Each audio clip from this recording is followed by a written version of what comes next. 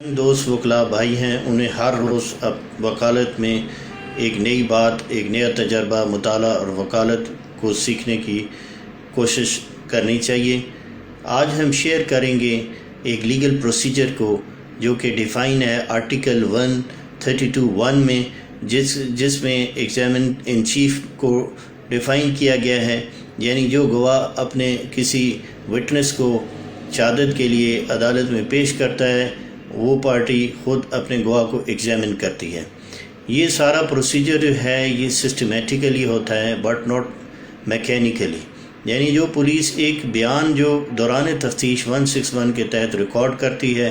گواہ بمطابق قانون شہادت اس بیان کو عدالت میں اپنے بتلائے فیکٹس کو دیگر گواہان سے کاربوریٹ کرنے کی کوشش کرتا ہے اور سپورٹیو پروف کو دوران شہادت وہ پیش کرتا ہے۔ جیسا کہ انسانی ذہن کسی وقوع کو مکمل طور پر فوٹوگرافک نریشن کے طور پر سٹور نہیں کر سکتا، اس کے مختلف پہلو ہو سکتے ہیں: ability to describe, strength of memory and circumstances to see and hear, the clarity which is able to recall the events. یہ ہر شخص میں یہ ایبلٹی ڈفرینٹ ہو سکتی ہے۔ آج ہم بات کریں گے ایک سوال کے حوالے سے، ایسا سوال جو اکثر کورٹس میں وکلاء حضرات اپنے گواہ سے ایگزامن ان چیف میں فریکوینٹلی پٹ کر رہے ہوتے ہیں، ان سے پوچھ رہے ہوتے ہیں۔ اس پر دوسری پارٹی آبجیکشن نہیں کرتی کیونکہ وہ اس سے بینیفٹ گین کر رہی ہوتی ہے۔ وہ 3 الفاظ پر مشتمل سوال ہے: واٹ ہیپنڈ نیکسٹ، یعنی اس کے بعد کیا ہوا۔ بیسٹ کراس ایگزامینر اس سوال کو ورسٹ سوال تصور کرتے ہیں کیونکہ یہ سوال کوئی بھی گواہ کو گائیڈنس نہیں دے رہا ہوتا۔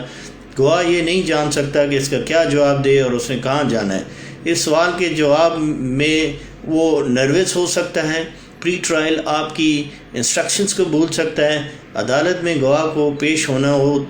ایک ایسا نرو ریکنگ ایکسپیرینس بھی ہوتا ہے، اس کے پاس کوئی نوٹس نہیں ہوتے جن سے وہ رہنمائی حاصل کرے، جیسا کہ اس کا یہ ایویڈنس کی piece of evidence for the prosecution ہوتا ہے اور ڈیفائننگ مومنٹ تصور ٹرائل میں کیا جاتا ہے۔ اس کے ڈفرینٹ رینج آف فیکٹرز ہو سکتے ہیں، مثلا ایگزیکٹی ہو سکتی ہے، لیڈنگ کویسچنز ہو سکتے ہیں یا سٹریس ہو سکتا ہے اس کا۔ لیڈنگ کویسچن جیسا کہ اور سجیسٹیو لینگویج جو ہے وہ ایگزامن ان چیف میں الاؤ نہیں ہے، تو پھر کیسے گواہی کو درست طور پر کورٹ میں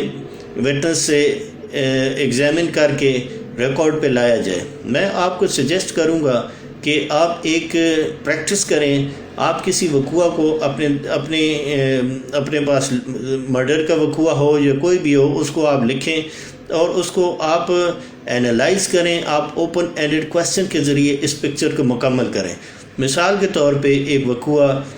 مرڈر کا ہے کہ ایک گواہ یہ کہتا ہے کہ میں نے 10:30 بجے رات کچہری چوک میں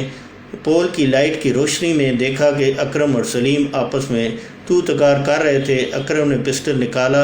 اور فائر کیا جو سلیم کو سر پر دائیں طرف لگا اور اس کی ڈیتھ ہو گئی۔ اگر آپ اسی وقوع کو اس طرح آپ گواہ سے پوچھتے ہیں کہ آپ بتائیں وقوع کیسے ہوا، وہ بتاتا ہے کہ میں کچہری چوک سے گزر رہا تھا، سلیم اور اکرم کو دیکھا اور اس نے فائر کیا جو کہ فائر اس کو لگا اور اس کی ڈیتھ ہو گئی۔ تو آپ یہ دیکھیں کہ آپ نے اس سے پوچھا کہ واٹ ہیپن نیکسٹ، تو اس نے پوری نریشن اس طرح کی دے دی، تو آپ نے اس کو گائیڈ نہیں کیا اس طرح کا۔ اب آپ دیکھیں کہ اس نے کون سے میٹیریل فیکٹس جو ہیں ان کو اومٹ کیا۔ مثال کے طور پہ پلیس آف اکرنس کا ٹائم، اس نے وقوع کو اندھیرے میں کیسے دیکھا اور اس کو پسٹل سر میں کون سی سائڈ پہ لگا، تو یہ تمام سٹوری جو ہے اس کی جو ایویڈنس ہے وہ کریڈیبل نہیں ہوگی۔ اس طرح جو ہے پراسیکیوشن کا کیس ڈاؤٹ فل ہوگا۔ آپ اس کو کیسے پوچھ سکتے ہیں کہ اس کی ریکارڈ پہ درست انداز میں اس کا ایویڈنس ریکارڈ پہ آ جائے، یعنی آپ اس سے پوچھ سکتے ہیں کہ آپ کہاں پر موجود تھے، وہ کہے گا کچہری چوک میں، وقت کیا تھا، وہ 10:30 بجے کا ٹائم بتائے گا، کون کون موجود تھے، وہ